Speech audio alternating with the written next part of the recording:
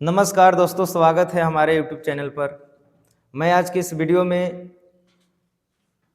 Math के कुछ important प्रश्न लाए हैं जो इस वीडियो में कवरेज करेंगे और एक सेट के फॉर्मेट में क्वेश्चन होगा जिसमें मल्टीपल चैप्टर का क्वेश्चन दिखाई देगा। तो चलिए आज का पहला प्रश्न है,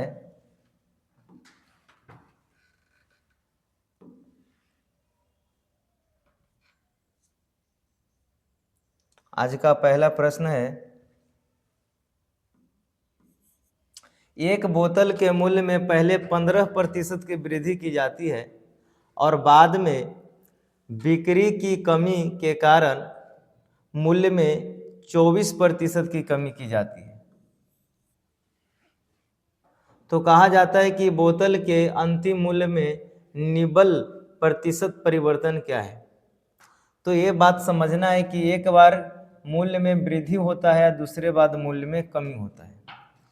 तो हम यहाँ पर सक्सेसिव केस लगा सकते हैं। 15 प्लस में होगा और ये माइनस में हो जाएगा। अब प्लस माइनस माइनस 15 गुने हो जाएगा 24 बटा कितना हो जाएगा 100। यहाँ से हम माइनस कर लेंगे तो कितना मिलेगा, माइनस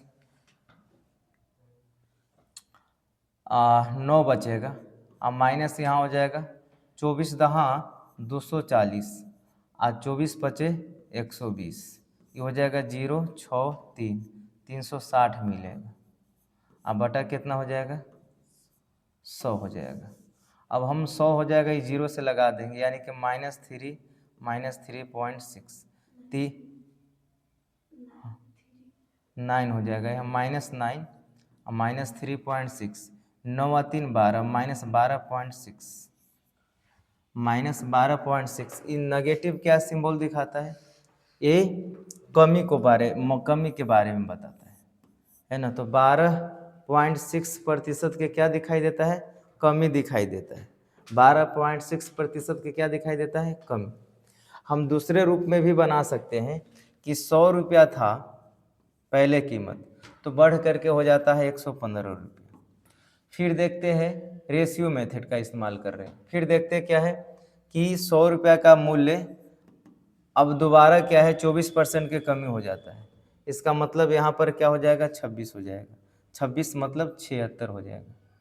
यहाँ 76, 24 से हटा देंगे मतलब 76 बचेगा ना। अब उसके बाद हम आपस में मल्टीप्लाई करेंगे तो यहाँ पर क्या होगा 20 बचे 100, 23 बचे 115 हो जाएगा। फिर हम क्या कर सकते हैं, यहाँ पर हो जाएगा 10 दूनी 20, आई हो जाएगा 4 से काट दो, 5 चौका 20 और 4 एकम 4, 19 चौक 76 हो जाएगा, सिंपल।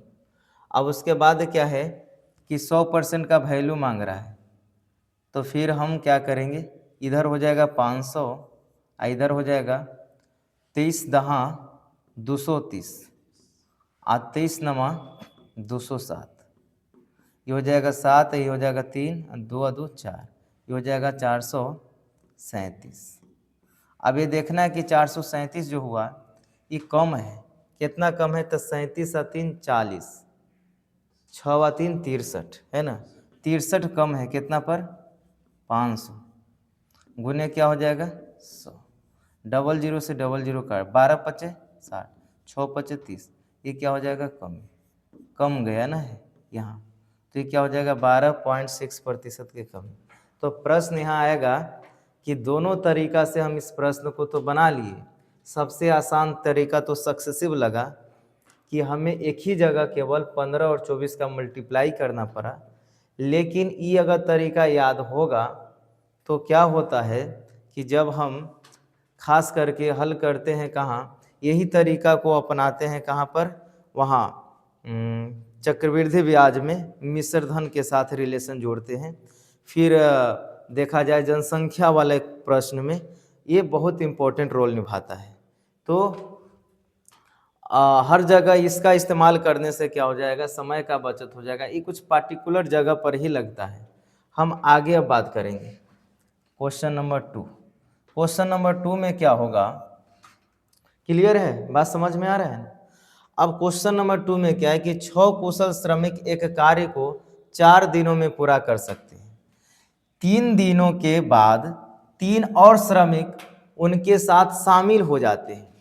शेष कार्य को पूरा करने में उन्हें अब कितने दिन का समय लगेगा।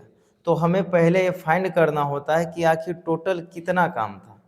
तो 6 कुशल कारीगर जो है 4 दिनों तक काम करता है। इसका मतलब है 6 में 4 से गुना करेंगे तो हमें मिल जाएगा 24, और यही 24 टोटल वर्क हो जाएगा। टोटल वर्क हो जाएगा 24।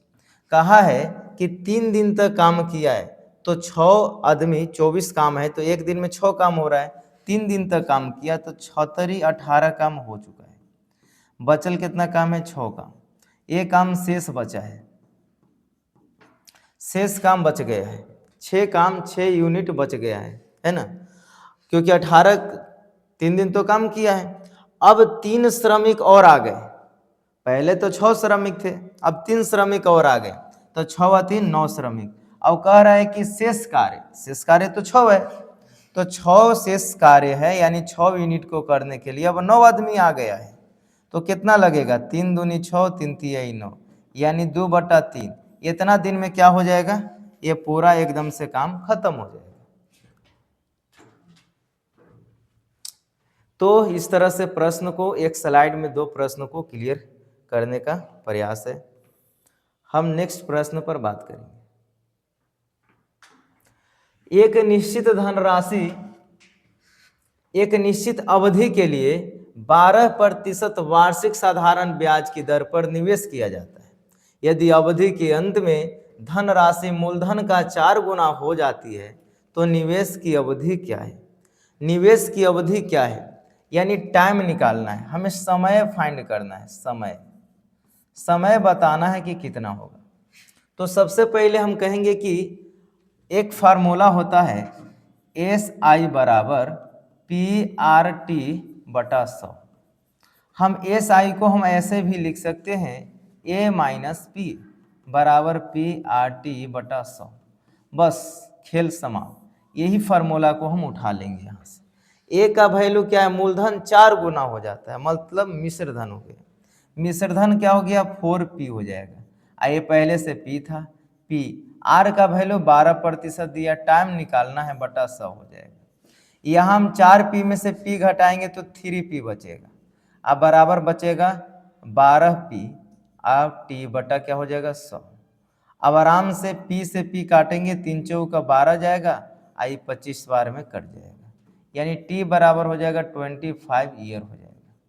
T बराबर 25 ईयर, कोई दिक्कत, 25 ईयर यानी 25 साल में क्या हो जाएगा, ये अपने P का 4 गुना हो जाएगा, यानी 100 रुपया रहेगा तो 400 रुपया हो जाएगा। ये बात कहने का। 2 वर्षों के बीच की दूरी, अरे भाई, दो शहरों के बीच की दूरी 9 घंटे में 60 किलोमीटर पर घंटा की चाल से तय की जाती है। चाल कितनी बढ़ाई जानी चाहिए ताकि यात्रा के समय 1 घंटा की बचत हो। तो पहले हमें निकालना है कि 2 शहर, मतलब एगो ये शहर है, दूसरा बी शहर है, इसके बीच की दूरी कितना है। तो बीच के दूरी समय गुने हम अगर चाल करते हैं तो दूरी निकल जाता है, 9 छक 54, 540 किलोमीटर है। अब कहता है कि 540 किलोमीटर कितनी बढ़ाई जानी चाहिए ताकि यात्रा अब यही दूरी 9 घंटा में नहीं, 1 घंटा कम, अर्थात 8 घंटा में पूरा करना है। कितना घंटा में पूरा करना है, 8 घंटा में। तो हम क्या कर लेंगे, 8 से भागा तो हो जाएगा, 4 से कटेगा, 4 दूनी 8, 4 एकम 4, 4 तिहाई 12, 2 4 पचे 20, 135/2 हो जाएगा, यानी कि 6 दूनी 12, 7 दूनी 14, 5 दूनी 10, ये हो जाएगा 67.5 किलोमीटर पर घंटा, किलोमीटर पर आवर। अब सोचना है कि पहले क्या था, पहले 60 की स्पीड से चल रहा था, अब 67.5 का स्पीड से चलाना होगा गाड़ी को, तब जाकर के वो 8 घंटा में 1 घंटा पहले पहुंचेगा। तो कहा है कि कितनी बढ़ानी चाहिए, तो 60 से हो गया 67.5, यानी कि 7.5 एक्स्ट्रा बढ़ाना होगा, चाल में 7.5 किलोमीटर और चाल को बढ़ाना होगा पर घंटा में। इस प्रकार से इधर हम देख लिए दोनों प्रश्न।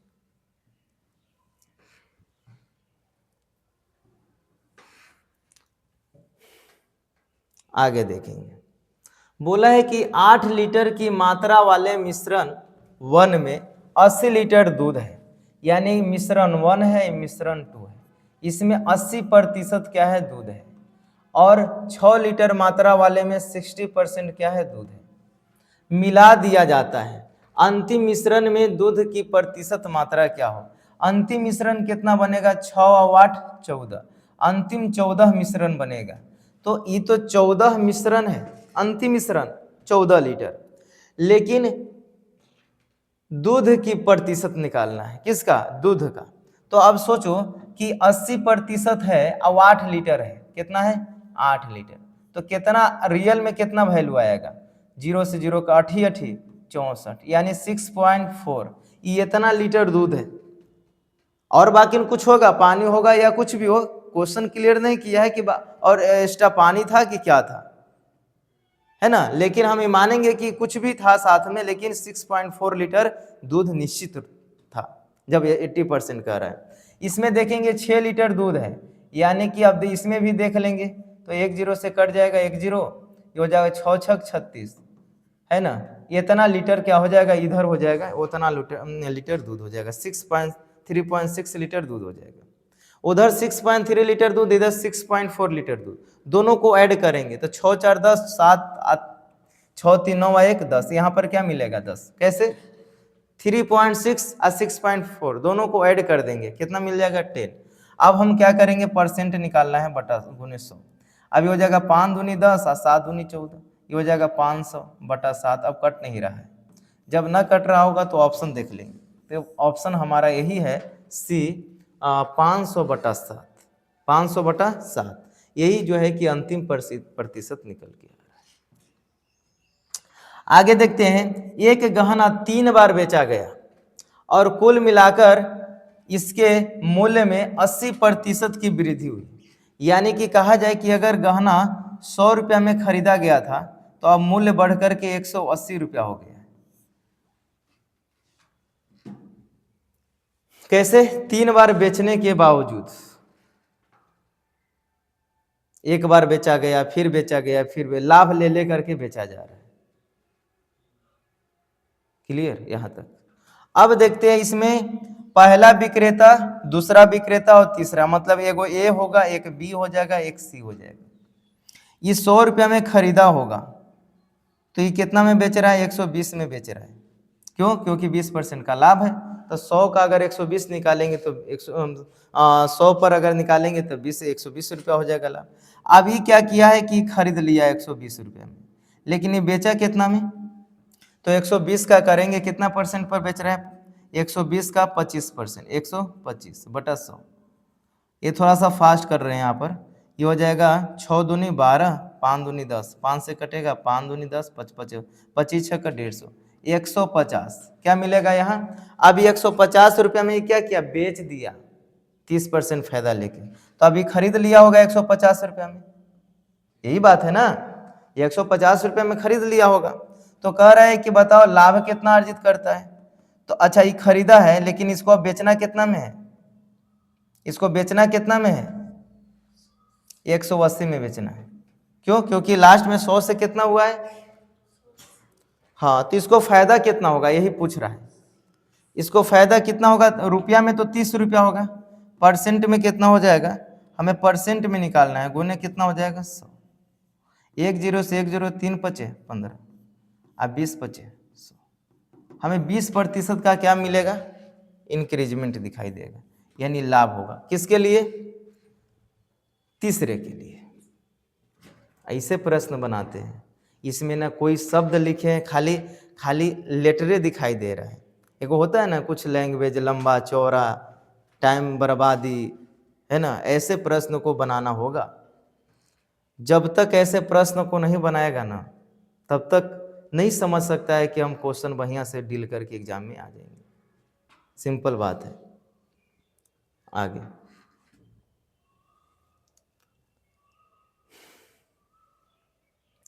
कहा है कि 20 लोगों की एक टीम का औसत भार 59.8 किलोग्राम परिकलित किया गया है और बाद में पता चला कि एक भार को गलती से 77 किलोग्राम के बजाय 68 किलोग्राम पढ़ लिया गया।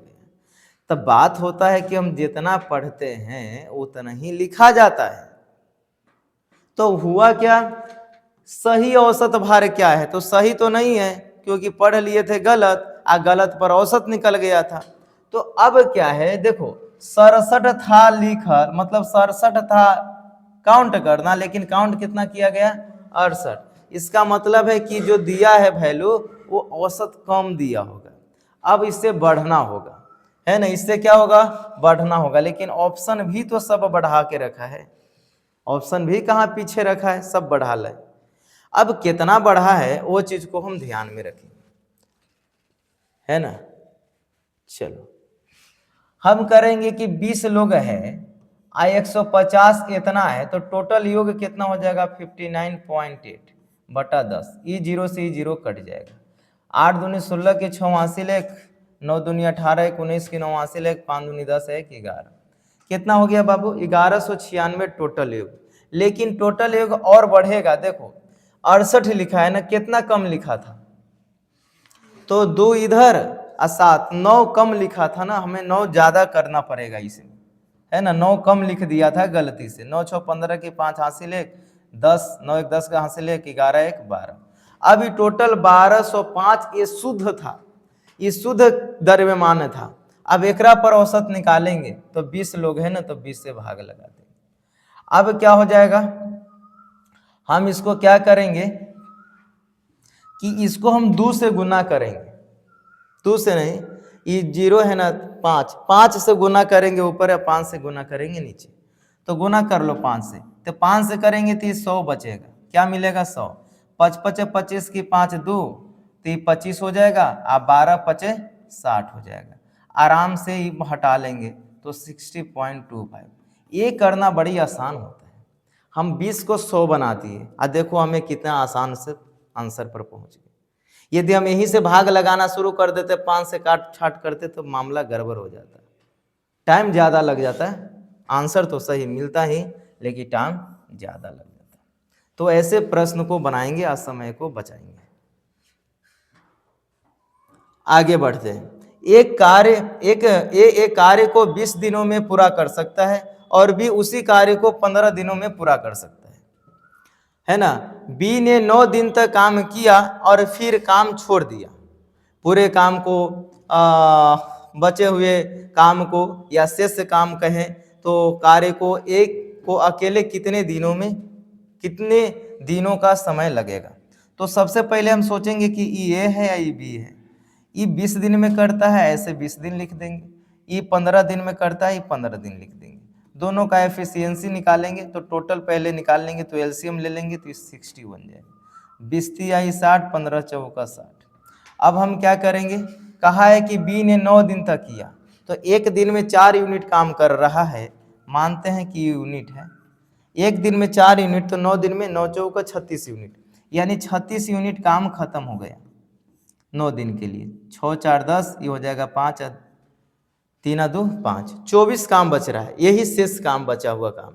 ये अकेला एक दिन में ये बेचारा 3 यूनिट करता है, तो अब 8 यानी 8 दिन में क्या कर बेचारा ये क्या कर लेगा, पूरा काम को डील कर लेगा। नहीं कह रहा था ना कि इतना जगह में कैलकुलेशन होता है, इतना पर्याप्त जगह है। नहीं, लेकिन इसी को लेंदी करेगा तो अपर्याप्त जगह हो जाएगा। आगे लिखा है 10,000 रुपये मूल्य वाली वस्तुएं खरीदने पर एक दुकानदार अपने ग्राहकों को 500 की फ्लैट छूट प्रदान करता है। इसके अलावा क्रेडिट कार्ड का प्रयोग करके खरीदारी करने पर 7% के अतिरिक्त छूट देता है। यदि कोई ग्राहक क्रेडिट कार्ड का उपयोग कर 11,000 का सामान खरीदता है तो तो कितना भुगतान करना पड़ेगा। क्रेडिट कार्ड का भी इस्तेमाल कर रहा है, पहले से भी फ्लैट छूट दे रहा है। कह रहा है ना एक दुकानदार, आओ एक सामान ले जाओ, 10,000 का सामान है लेकिन हम 500 रुपया छूट पर देंगे। तो कितना में देगा बाबू? 10,000 के सामान है, आप 500 रुपया छूट में देगा, तो ये 9,500, ये इतना में तो देगा। लेकिन जाता ना लेकर के 1,000 थमाता ना दुकानदार को कि लीजिए, तो 1,000 में से 500 छोड़ देता, लौटा देता। ऐसा क्यों? क्योंकि बोला है पहले ही कि हम छूट दे रहे हैं। लेकिन कहा कि यदि आपके पास क्रेडिट कार्ड है ना तो एक और लाभ मिलेगा, 7% और छूट मिलेगा आपको। तो कौन वाला पर? ई वाला पर, ई वाला पर मिलेगा 7%। ई वाला पर अगर देते हैं तो फिर जो है कि और कम जाएगा, उसका बैलेंस कमेगा ना हो। अब यहां से हम क्या करेंगे, इसका 7% करेंगे, 7 बटा क्या हो जाएगा 100, 120 कट जाएगा। तो यहां पर हो जाएगा 7 पचे 35 की 5 3, 9 सत्ते 63, 63 64 65 66। तो हम कहेंगे कि 665 रुपया इधर हो गया। 665 रुपया क्रेडिट कार्ड से बचा लिया। आप 500 रुपया कैसे बचा लिया था? फ्लैट से। तो टोटल कितना बचा लिया? 5 6 6 5 11, 1165 टोटल रुपया बचा लिया, 1165 ये टोटल बचा लिया। अब कह रहा है कि दुकानदार एक 10,000 के सामान लिया, तो 10,000 में से क्या घटा लेंगे? 1165।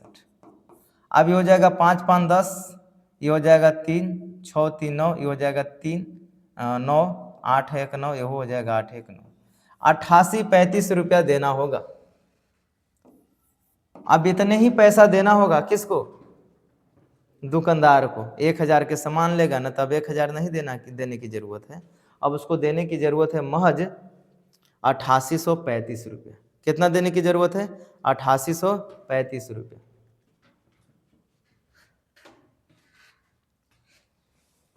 यहां पर यही देखना था कि 10,000 में से जो फ्लैट छूट देगा पहले ही हम माइनस कर लेंगे, उसके बाद हम लगाएंगे 7%, जितना परसेंट कहे।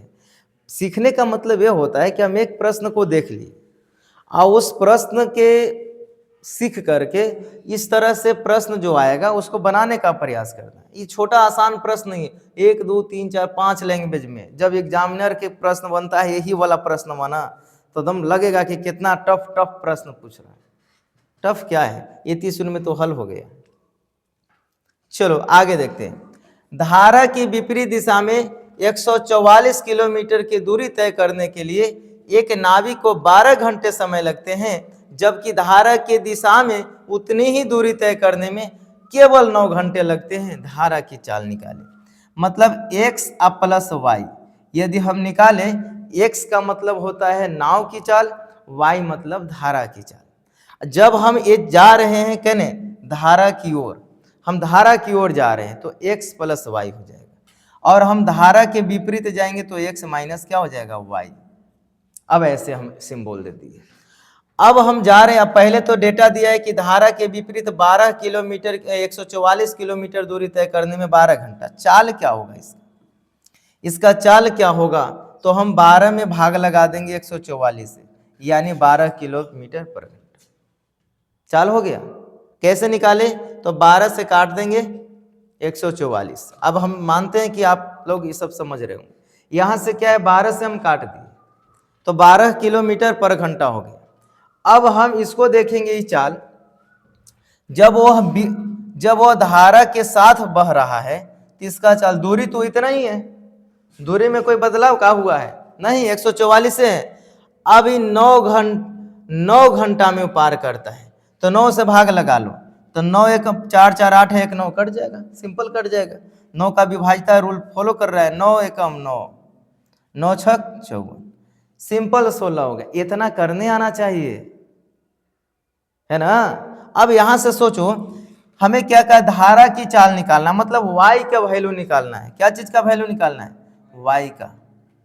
अब हम कोई एक का वैल्यू निकाल लेंगे, जल्दी से निकल जाएगा। यहाँ से ही काट दिए, काटेंगे कैसे, दोनों के जोड़ेंगे तो हो जाएगा 6 × 2 = 8, 1 × 1 = 2, आई हो जाएगा 2x बराबर हो जाएगा 2, ये हो जाएगा 14, कितना हो जाएगा 14, x का वैल्यू 14 हो जाएगा। तो सोचो x का वैल्यू 14, तो 16 में से 14 हटा देंगे, 16 में से 14 हटा देंगे, क्या बचेगा हमारे पास 2 किलोमीटर/घंटा।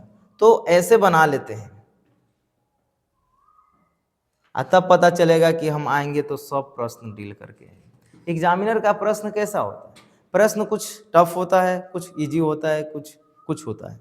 उसमें क्या होता है कि हम कोशिश करेंगे कि समीकरण तो मान लेना है, समीकरण कुछ नहीं, देखे कि x + y x - y, इसी से तो हल कर लिए, और को लिखेंगे कि 144/12 करेंगे तो टाइम लग जाता है। हम डायरेक्ट यहाँ चाल निकाल करके लिख देते हैं। चलो हम आगे बढ़ते हैं।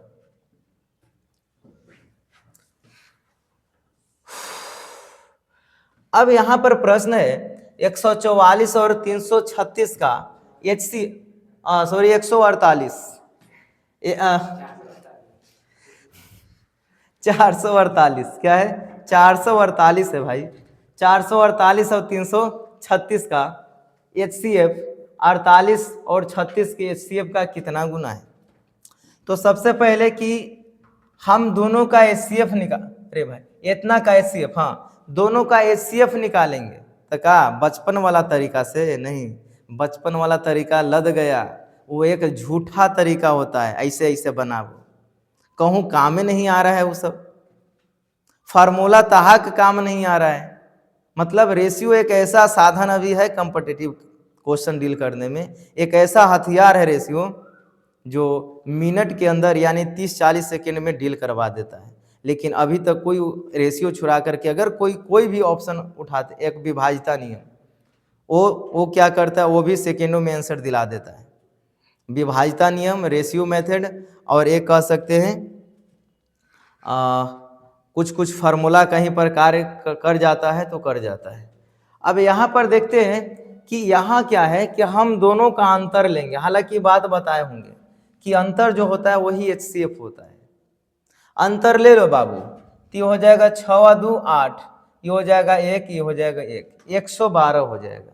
इसका भी अंतर ले लो तो HCF निकलेगा, तो हो जाएगा 8 × 4 = 12, ये क्या हो जाएगा 12, है ना। कह रहा है कि कितना गुना है, तो 112 = 12 × x, हम नहीं जान रहे हैं कितना गुना है, x गुना है।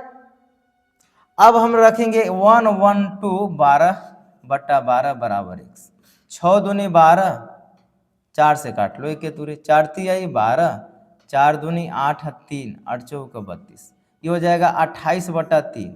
इतना गुना होगा, इतना गुना है, कितना गुना है 28/3 गुना है। अभी लग रहा है ना कि इतना कितना जगह है, इधर लग रहा है ना कि पूरा जगह है। वो सब प्रश्न में थोड़ा रहा ना तो थोड़ा थोड़ा जगह मिलते रहा, तो यहाँ पर है। अब इस प्रश्न को भी तो देखना है, बहुत आसान प्रश्न है, लेकिन अगर तरीका अगर नहीं मालूम है ना तो 1 मिनट से कम नहीं लग जाएगा ये प्रश्न बनाने में।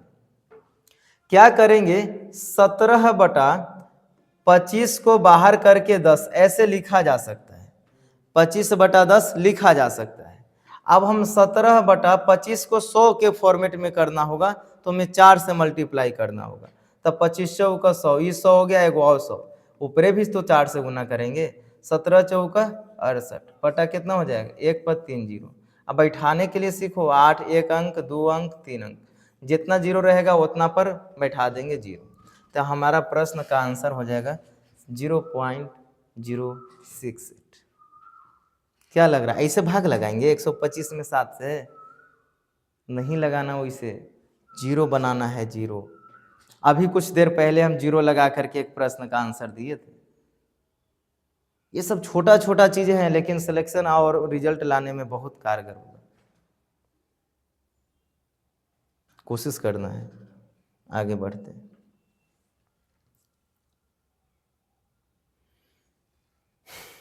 एक दुकानदार अपने माल पर 15% का लाभ कमाता है, वह माल का 10% परिवहन पर गवा देता है, उसका कुल लाभ या हानि होता है। तो एक बार लाभ को क्या कर रहा है, लाभ कमा रहा है, और दूसरे बार लाभ को गंवा रहा है। भाषा अलग अलग है, लेकिन पहले ही प्रश्न का टच है। जो पहला प्रश्न बनाए थे तो माल पर लाभ कमाता है, यानी 100 रुपया के सामान था ना, तो 115 रुपया बेच रहा है। फिर कह रहा है कि वह माल का 10% परिवहन पर खर्च करता है। तो माल का 10% यानी 100 था तो परिवहन पर खर्च गवाता है, मतलब लॉस करता है, तो हो जाएगा 90। अब इसको हल करेंगे, 1 0 से 1 0, 20 बचे कितना हो जाएगा 100, 23 बचे 115, ये हो जाएगा 200, और बराबर हो जाएगा 23 नमा 9 तिया 27 के साथ 2, 9 तिया 27 2, 9 दूनी 18 2 20, 23 नमा 207। अब यहाँ पर के वृद्धि हो रहा है, यहाँ पर वृद्धि हो रहा है। एक काम कर सकते हैं, इधर 2 से भाग लगाएंगे, 300 बचेगा, तो इधर भी 2 से भाग लगाएंगे, तो डायरेक्ट जो 2 से भाग लगाएंगे वही हमारा क्या मिलेगा, यहाँ पर आंसर मिलना चाहिए, है ना। तो यहाँ पर क्या हो जाएगा, यहाँ पर वृद्धि हो रहा है, तो हो जाएगा 10 दूनी 2 एकम 2 0, और ये कितना हो जाएगा 3 दूनी 6 1 7 5 दूनी 10, ये हो जाएगा 100। कितना की वृद्धि हो गया 3.5, 3.5 का वृद्धि होता है, यानी लाभ होता है। 3.5% का वृद्धि अर्थात लाभ हो जा रहा है। तो देखो कितना काम करता है, सक्सेसिव लगा सकते थे, नहीं लगा सकते थे। बहुत सारा प्रश्न बनाने की आवश्यकता नहीं है, जो प्रश्न आया उसको हम कैसे हैंडल कर रहे हैं, ये बड़ी बात है। ऐसा नहीं है ना कि जो पढ़ रहे हैं वही गलत तरीका से पढ़ रहे हैं, एग्जाम में वही आ गया है, लेकिन गलत तरीका के वजह से वहां भी बना नहीं पाए, तो ये सही तरीका होता है। आगे देखते हैं, एक दुकानदार अपने माल को क्रय मूल्य से 35% अधिक अंकित, एक दुकानदार अपने माल को क्रय मूल्य से 35% अधिक अंकित मूल्य पर अंकित करता है, फिर वह कुछ छूट देता है और 14% के लाभ अर्जित करता है, तो छूट की दर क्या है ना। मान लो कि सीपी है, आईएमपी है। अब हम सीपी जब 100 है तो एमपी 135 है, ये 20 बचे कितना हो जाएगा 100 हो जाएगा। आई अगर हम काटते हैं तो हो जाएगा 5 दूनी 10 और 7 बचे 35, यानी 20 रेशियो क्या मिल जाएगा 27 मिल जाएगा। अब कह रहा है कि फिर वह कुछ छूट देता है, उस पर कुछ छूट देता है, कुछ छूट मतलब निकालना है हमें, कुछ छूट की दर निकालना है, कुछ छूट देता है और 14% के लाभ पर बेचता है, 14% के लाभ पर बेचता है। यानी कि इसको अब हमें क्या करना होगा, 14% के लाभ पर बेचता है, 14% के लाभ पर बेचता है। तो एक काम, एक बात बताए होंगे कि एमपी बटा सीपी बराबर, ये हो जाएगा 100, ऊपर सीपी जाएगा, लाभ जाएगा, तो लाभ हो जाएगा 14% बटा कितना हो जाएगा 100 माइनस हो जाएगा x, ये निकाल लेंगे।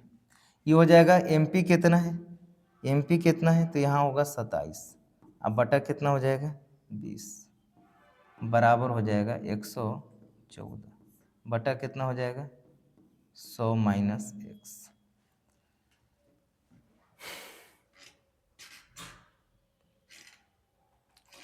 चार अदू 6, 4 अदू 6, 3 से कटेगा 9 तिया 27, 3 से 3 तियाई 9, 2 और तियाई 24, यहाँ पर जा रहा है। उसके बाद हम क्या करेंगे, 38 दूनी, अगर हम यहाँ से थोड़ा सा हल करें इधर तो क्या मिलेगा, 38 दूनी 8 दूनी 16 की 6 हासिल 1 और 3 दूनी 6 एक साथ 76 हो जाएगा, और एगो जीरो बैठा देंगे अब बटा क्या लगाएंगे 9, अब माइनस कितना हो जाएगा 100, उधर है इधर आ गया तो क्या हो जाएगा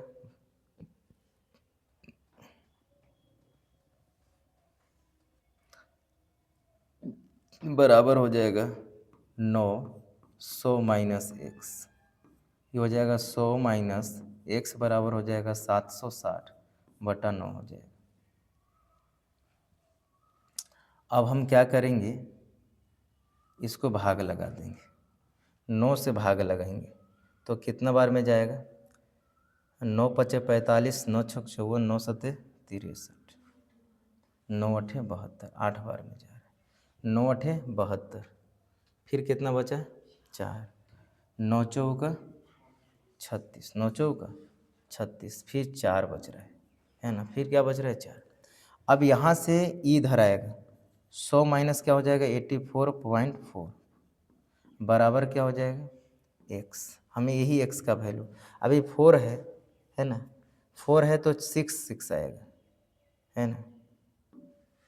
अब यहाँ पर है ये 9 बचेगा, 8 1 9, यानी कि यही हमारा मिलेगा आंसर 16.66। कैसे हम घटा दिए, मिलेगा ना यही, क्यों मिलेगा, ये 10 कैसे हो जाएगा, 6 जोड़ेंगे तो कोई में है ही नहीं, ऐसा नहीं लग जाओ बैठाने घटाने लग जाओ, नहीं, देखना है कि हमें क्या करेंगे कि 10 मिलेगा, 6 4 10, इकाई के स्थान पर 0, तो हम घटा दिए, हम घटाने नहीं गए। ये एक अच्छा बात लगता है कि बिना काम कर ले आंसर पर पहुंचा जा सकता है।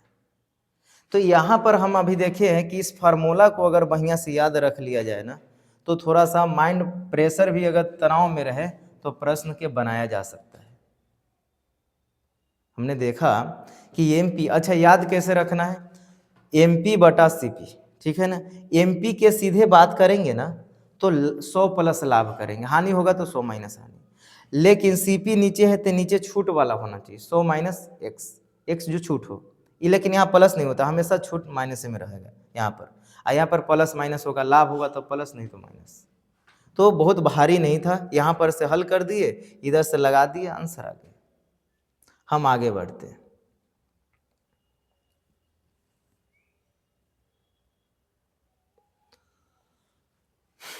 एक गांव की जनसंख्या प्रति वर्ष 5% बढ़ती है, वर्तमान जनसंख्या 8200 है, 2 वर्ष के बाद जनसंख्या कितना होगा, तो हम तो कहते हैं कि 100 है, अब फिर बढ़ गया कितना 105 हो गया, फिर 100 है अगले वर्ष के लिए, फिर हो जाएगा 105, इसको हल कर लेंगे तो हो जाएगा 23 बचे, ये हो जाएगा 20 बचे, अरे भाई 21 बचे हो जाएगा, यहाँ हो जाएगा 21 बचे 20 बचे, 2 दूनी 4, 400 हो जाएगा, ये हो जाएगा 21, 441 हो जाएगा, 441 हो जाएगा। कहा है कि वर्तमान जनसंख्या 8200 है, तो यहाँ पर देखना है कि वर्तमान जो जनसंख्या है वो 8200 है, तो ये वर्तमान जनसंख्या है, तो कह रहा है कि बाद 2 वर्ष बाद ये जनसंख्या है, हमें कितना 441 का मान निकालना है ना, तो कहेंगे कि 400 किसके बराबर है, तो 8200 के बराबर, 1 2 0 कट गया, यानी कि हम रेशियो निकाले तो हमें एक रेशियो का वैल्यू होगा 82/4, आगो ने हमें 441 का निकालना है मान।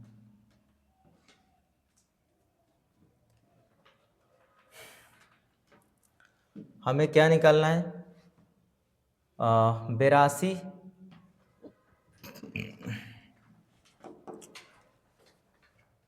ये हो जाएगा 2 दूनी 4 हो जाएगा, फिर 4 दूनी 8, 41 आ जाएगा, है ना, ये आसपास का वैल्यू ले रहा है, पूरा क्लियर नहीं कर रहा है मान।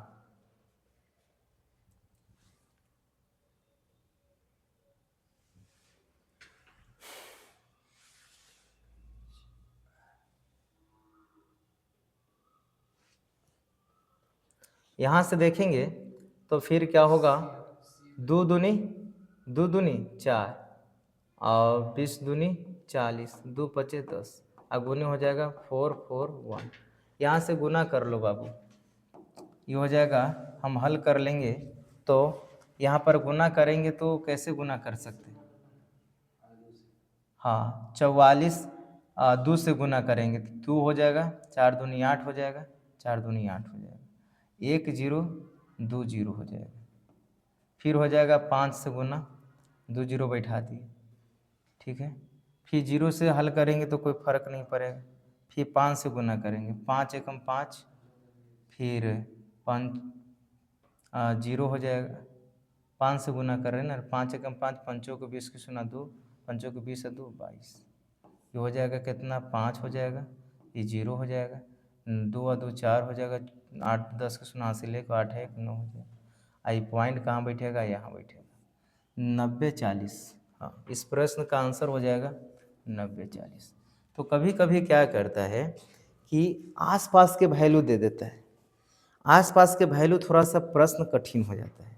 अब क्यों कठिन हो जाता है, कभी तो लगता है कि कहीं गलत तो नहीं बन रहा है ना, पहला तो दिक्कत ही हो जाता है कि कहीं गलत तो नहीं बन रहा है क्योंकि ऑप्शन दिख नहीं रहा है। अब यहाँ पर देखना है कि हम कैसे काम किए, जल्दी में कैसे काम किए, तो हमें 2 से पहले भाग लगा देना है। देखो आसपास के वैल्यू आएगा, तुम क्या कर, अब तुम क्या करो, ऐसे नहीं कि 41 से गुना करे लगो फिर 2 से भाग लगाना है ना। इससे बढ़िया है कि पहले 2 से भाग करके 41 को और छोटा डिजिट में ले आओ। ये तरीका है, छोटा छोटा बात है लेकिन ये बहुत इंपॉर्टेंट बात है। हम भाग लगाकर, अब देखो 41 है वहीं पर 20.5 है तो कितना आसान है। उसके बाद हम क्या किए, गुना कर दिए। एक बार हम 400, एक बार हम 200 से गुना किए, पूरा 200 से गुना किए, के अंक बैठा दिए, 2 0 बैठा दिए। फिर हम 5 से गुना, क्योंकि 0 से करेंगे कोई फर्क होगा नहीं, फिर हम 5 से गुना किए पूरा, तो हो जाएगा। अब फिर जोड़ दिए, तो सिंपल है, सही तरीका होता है। कठिन प्रश्न है लेकिन तरीका सही से बन जाता है। यदि 15 नोटबुक का क्रय मूल्य 12 नोटबुक के विक्रय मूल्य के बराबर है, मान लेते हैं कि एक जो नोटबुक है वो 1 रुपया में खरीदा गया, तो 15 नोटबुक 15 रुपया में, यानी कि 15 गुने क्या हो जाएगा सीपी, ये क्या हो जाएगा क्रय मूल्य हो जाएगा, और बराबर है 12 नोटबुक के, तो 12 विक्रय मूल्य, तो एसपी के क्या है बाबू बराबर है। हानि होगा कि लाभ, निर्णय लेंगे तुरंत, हम निर्णय लेंगे, आगे भाग लगा देंगे। अरे भाई ये 15 हो जाएगा बाबू, यहाँ पर देखना है 5 ती आई, 5 से क्यों लगा रहे हैं, 3 से, 3 पचे 3 चौका 12, ये सीपी बटा क्या हो जाएगा एसपी। अब हो जाएगा ये 4 बटा क्या हो जाएगा 5। अब सोचना है कि 4 रुपया के समान था, अब 5 रुपया में बेचा गया, तो ये तो हाँ लाभ हो रहा है ना, तो हानि वाला नहीं होगा।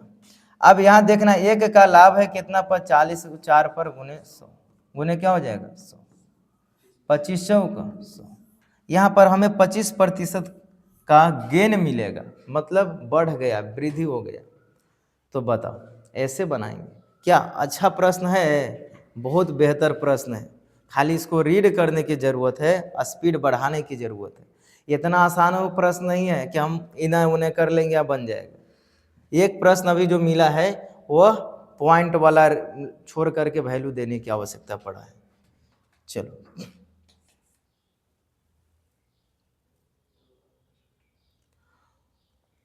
दो दोस्तों को उनके बैंक खातों में इतना रुपया का बोनस मिला, दो दोस्तों को उनके खाते में 2000 का बोनस मिला, उनके बैंक खातों में पहले क्रमशः इतना और इतना धनराशि मौजूद थी, उनके वर्तमान में उनके खातों के धनराशि का अनुपात क्या? तो ये बहुत आसान प्रश्न है। कह क्या रहा है कि दो दोस्त है, मान के चलो ए और बी दो दोस्त है, पहले से इसके पास 47,000 था पहले से, इसके पास 54,000 था। अब कह रहा है कि बोनस आ गया, बोनस मतलब खाता में कहीं काम करता था तो पेमेंट डाल दिया, तो 2000। अब कहा है कि उनके खातों में 2000 का बोनस, दो दोस्तों को उनके खातों यानी दोनों को मिला है 2000, तो हो जाएगा 7 और 2 9, 49 पर डबल जीरो, फिर ये हो जाएगा 2000, ये हो जाएगा 4 और 2 6 और 3 जीरो, इधर 5, 3 जीरो तो साफ उड़ जाता है, 7 7 7 49, 7 8 56, ये हो जाएगा, यही हमारा आंसर होगा। 7:8 हमारा क्या हो जाएगा आंसर हो जाएगा। तो कभी ऐसा होता है कभी कभी कि लैंग्वेज बड़ा लंबा लंबा दे देता है, लेकिन उसके प्रश्न के अंदर कोई जान नहीं होता है। इसमें कोई जान नहीं है, लेकिन हाँ जान है तब जब समझ नहीं रहे हैं तो फिर स्किप करना पड़ेगा या फिर भारी मानना पड़ेगा। 4 और 9 का तृतीय अनुपात क्या होगा? तो हम तृतीय अनुपात निकालेंगे। 4 रेशियो तृतीय अनुपात निकालेंगे तो फिर हो जाएगा 9 रेशियो 9, यहाँ पर x हो जाएगा। हमको इसका वैल्यू निकालना है, तो 4 बटा क्या हो जाएगा 9 और बराबर हो जाएगा 9 बटा x। ये हो जाएगा 9 9 81 गुने क्या हो जाएगा 4, किसके बराबर हो जाएगा? x बराबर, देखो ये दोनों का मल्टीप्लाई कर दिए, 9 9 81, एक मिनट, ये हो जाएगा 4x बराबर हो जाएगा 81। अब ये हो जाएगा x बराबर हो जाएगा 81 बटा 4। अरे कुछ भी आंसर नहीं आएगा भाई, आएगा तो यही, क्यों? पूरा काटे ही नहीं रहा है, पॉइंट वाला तो आंसर जाएगा, है ना। 20 चौक 80 मिल ही रहा है वही, ऐसे भी कोई पॉइंट लगा हुआ नहीं है। कभी बताए होंगे कि तुक्का लगाना होगा ना, तो 3 ऑप्शन अगर बिना पॉइंट का है, एक वो पॉइंट वाला, तो ज़्यादा केस है कि पॉइंट वाला ही ऑप्शन हो जाता है। अब पता नहीं मिस्टेक से सेट कर रहा होता है, लेकिन पता चला कि अरे इसका ऑप्शन है तो पॉइंट में जा रहा है, और 3 ऑप्शन तो बैठा दिया तो लास्ट में बैठा देता है पॉइंट लगा करके। तो ये सोचना है तुक्का लगाने की ज़रूरत पड़े तो, लेकिन प्रयास करना है कि सही सही ही काम करें। नेक्स्ट,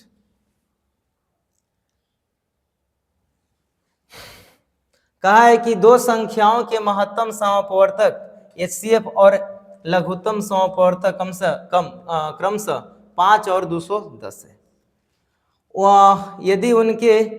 यदि संख्याएं 25 और 40 के बीच में है तो संख्याओं का योग क्या होगा?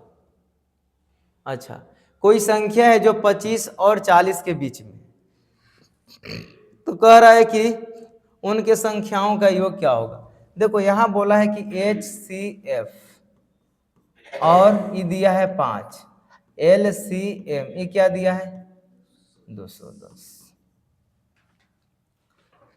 अब कहा है कि दो संख्या है, तो दो संख्याओं का मल्टीप्लाई कितना होता है बाबा? दो संख्याओं का गुणज कितना आता है? हाँ, दो संख्याओं का मल्टीप्लाई कितना आता है? हाँ, ये दोनों के गुना कर देंगे, 21 25 हो जाएगा 105 पर एगो 0।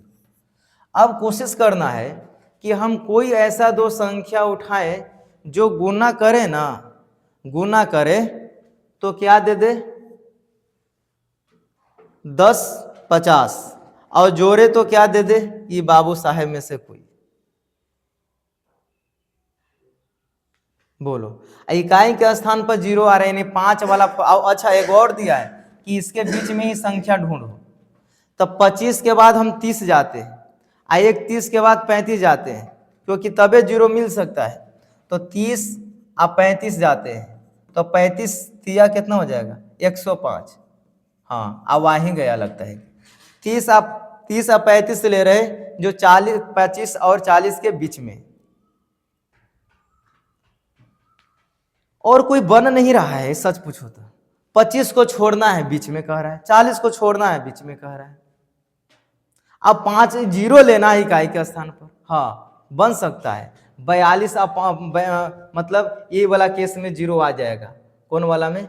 25 के बाद हो जाएगा 32, 32 और 35 वाला केस में चलेगा, और ये चलेगा 28 28 और 35 यहू वाला में चलेगा। इकाई के स्थान पर 0 आ रहा है नहीं, लेकिन पहले इस तरह के फॉर्मेट में देखेंगे, अगर आ जाता है तो ठीक है। लेकिन यहाँ पर थोड़ा सा क्या है कि क्वेश्चन जो दिया है ना, ये सोचने पर प्रश्न है, इसमें थोड़ा सा एग्जाम हॉल में थोड़ा माइंड तनाव में रहता है, तो कभी सोचने के लिए कुछ सोचा जाता है कुछ, तो ये बनाने के अभ्यास से सही हो सकता है। तो यहाँ पर क्या हो जाएगा, ये दोनों के जोड़ दो बाबू, तो ये 5 हो जाएगा, 3 3 6 65 इस प्रश्न का सही आंसर हो जाएगा। यही कह रहा था कि अंकों का योग कितना है। आगे देखेंगे, यदि किसी संख्या का इतना प्रतिशत इतना के बराबर है तो संख्या का मान ज्ञात करें। तो 33.5 है ना, 23.5 है, 23.5 बटा कितना हो जाएगा 100। एक और 0 बैठा दो, ये संख्या इतना के बराबर है। कह रहा है यदि किसी संख्या, हाँ मान के चलो कि कोई संख्या है ना x, इस संख्या का मतलब गुना किसके बराबर है? 1175 के बराबर, बटा कितना हो जाएगा? Double zero. ये डबल जीरो से डबल जीरो कट गया। अब हम क्या करेंगे, हमें क्लियर किया है, आंसर क्लियर किया है, तो ये तो या तो 5 बार में जाएगा, अच्छा या तो 6 बार में जाना चाहिए। अच्छा 6 × 30 नहीं जा रहा है, ये जीरो हटेले रहो, क्या कि जीरो बैठाएंगे ये वाला। अभी 4 बार में ले जाओ, 5 × 20, वहाँ 5 है, नहीं जाएगा। ये हो जाएगा 8 × 5 = 40, नहीं जा रहे हैं, कोई नहीं जा रहा है इसके बारे में, हम यही मिल रहा है यहाँ। ये 5 बार में जाएगा, देख लो 5 × 5 = 25 के 5 2 25 15 2 7 में 5 2 10 1 11 आ गया ना, बिना लगैले एकदम 10 × 5 = 50। हम यहाँ से देख रहे हैं कि इकाई का स्थान 5 कौन दे रहा है, और कोई 5 दे ही नहीं रहा है। ये जीरो तो यहाँ से जीरो जो है ये वाला जा रहा है ना, ये जीरो। तो इस तरह से बनाते हैं, x का वैल्यू 5 हो जाएगा। पॉइंट में रहे क्या दिक्कत है, पॉइंट में तो था, कोई सीधा साधा तो प्रश्न था नहीं।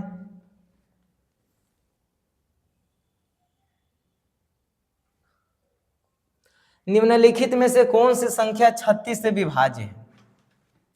तो 36 के विभाज्य का मतलब है कि 9 × 4 से विभाज्य होना चाहिए, और 9 का विभाज्य कहता है कि योग 9 में आना चाहिए, 9 × 4 से विभाज्य होना चाहिए। तो पहले देखेंगे कि 4 से यहो विभाज्य है, 4 से यहो विभाज्य है, 4 से यहो विभाज्य है, 4 से यहो विभाज्य है। अरे भाई तो चारों ऑप्शन तो हो ही नहीं सकता है। 9 से विभाज्य देखेंगे तो 5 × 4 = 9 कट गया, 7 × 3 = 10 और 2 = 12, ये तो कट गया 12, ये 9 से विभाज्य नहीं है। 7 और 2 = 9, ये कट गया, 4 और 2 = 6 और 2 = 8 और 1 = 9, ये आ रहा है, ये आ रहा है, 9 से विभाज्य है। 7 और 5 = 12, 7 और 5 = 12, 12 और 4 = 16, 16 17 18, यहो 9 से विभाज्य है। आगे 6 × 4 = 10, 10 और 8 = 18, 6 × 4 = 10 और 8 = 18, 7 ये नहीं विभाज्य, ये गलत है। फिर से देख लेते हैं, 9 2 11, 1 12, 12 4 16, 16 17 18, यहो 18 आ रहा है। 7 5 12, 12 4 16, 16 2 18, अब 2 गो आ रहा है। तो क्या ये दोनों हो सकता है? 36 से विभाज्य है। अब हमें, हाँ अरे भाई 4 से विभाज्य नहीं है, हम कैसे देख लिए भाई? 4 से विभाज्य है, 0 2 देखना है ना जी, 4 से विभाज्य ही नहीं है। अभी हम सोचे कि यहाँ 4 का लिखा है, 0 4 का लिखा है, 4 से विभाज्य ही नहीं है, तो इस पर हम कोई टिक्का टिप्पणी करेंगे ही नहीं। आंसर हमारा क्या जाएगा? सी जाएगा, जो 4 से भी विभाज्य है और 9 से भी विभाज्य है।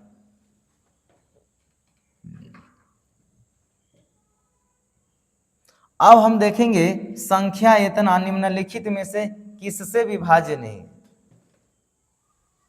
अब कौन इसको काटेगा कौन नहीं काटेगा ये देखना है। 76 0 5 0, 13 काटेगा, देखते हैं 13 × 5 = 65, 13 × 6 = 78, छोटा वाला लेके चलते हैं। पहले देखो ना, ये 50 4 नहीं काटता है, नहीं काटता है, इकाई दहाई से ही पता चल रहा है 50 काटेगा नहीं। 6 5 11, 11 7 18, हाँ ये काटेगा, ये काटेगा ना तो स्वाभाविक है कि यहू काटेगा, यहू एक बात मान के चलो। अच्छा अभी दोनों से तो कट रहा है। अच्छा क्या कहा है? किससे विभाजित नहीं? अरे भाई तो आंसर मिल गया, किससे विभाजित नहीं है? 4 से नहीं है विभाजित। तो कोई प्रश्न इजी नहीं है, सब प्रश्न अच्छा है, सब प्रश्न कहीं ना कहीं प्रश्न पूछा गया है। तो आज के इस वीडियो का लास्ट प्रश्न यही था। फिर मिलेंगे अगले वीडियो में। जय हिंद।